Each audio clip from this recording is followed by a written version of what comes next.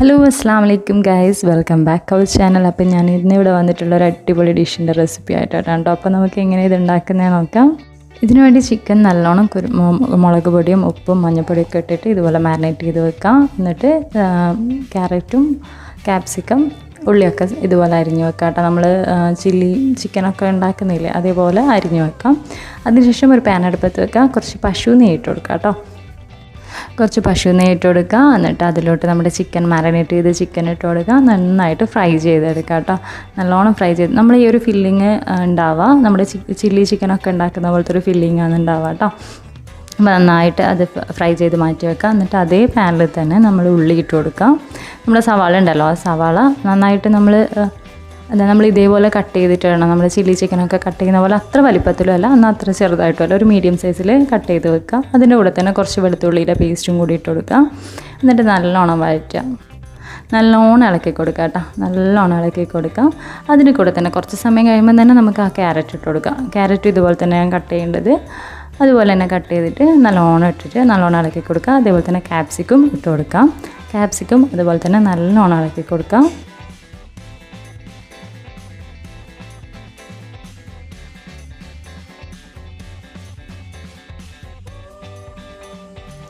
എന്നിട്ട് നമ്മളിതെല്ലാം കൂടിയിട്ട് നല്ലോണം ഇളക്കി കൊടുക്കുക കേട്ടോ. എന്നിട്ട് അതിൻ്റെ പച്ചമണമൊക്കെ പോയിട്ടാകുമ്പോൾ നമ്മൾ എന്ത് ചെയ്യുക, അതിൽ കുറച്ച് 1 ടീസ്പൂൺ തന്നെ കുരുമുളകിൻ്റെ പൊടി, 1 ടീസ്പൂൺ തന്നെ ഗരം മസാല, ഇതൊക്കെ ഇട്ടിട്ട് നല്ലോണം വഴറ്റുക കേട്ടോ.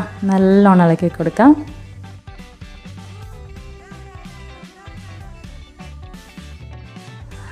നല്ലോണം ഇളക്കി കൊടുത്തതിന് ശേഷം നമ്മുടെ ചിക്കൻ ഉണ്ടല്ലോ, നമ്മൾ ഫ്രൈ ചെയ്ത് മാറ്റി വെച്ച ചിക്കനും കൂടി അതിലിട്ട് കൊടുത്തിട്ട് നല്ലോണം ഇളക്കി കൊടുക്കുക. നല്ലോണം ഇളക്കി കൊടുക്കുക. നല്ല സ്മെല്ല് വരും കേട്ടോ. പശു നെയ്യിൽ നമ്മൾ ആ ഒരു ഫില്ലിങ് റെഡിയാക്കുന്നതുകൊണ്ട് തന്നെ നല്ല സ്മെല്ലുണ്ടാവും.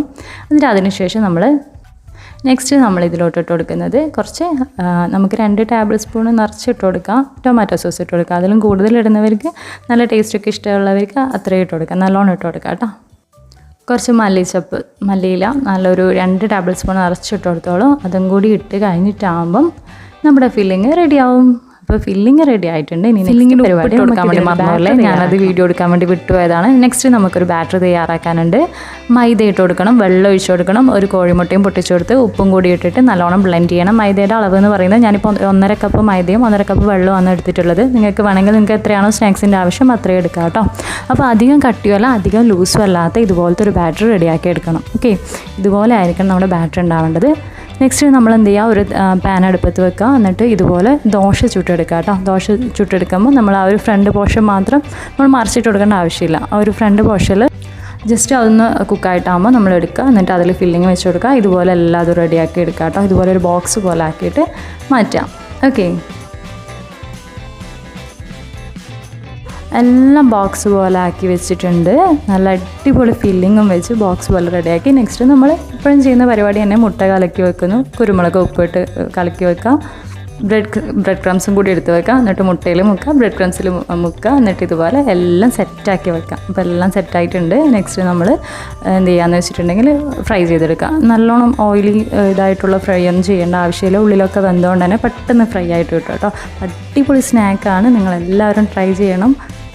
ആ ഒരു പശു നെയ്യിൽ ഫീലിങ്ങൊക്കെ വരുന്നതുകൊണ്ട് തന്നെ നല്ല രസമാണ് കഴിക്കാൻ വേണ്ടി. അപ്പോൾ സബ്സ്ക്രൈബ് ചെയ്യുക, ലൈക്ക് ചെയ്യുക, ഷെയർ ചെയ്യുക. Thanks for watching guys, by.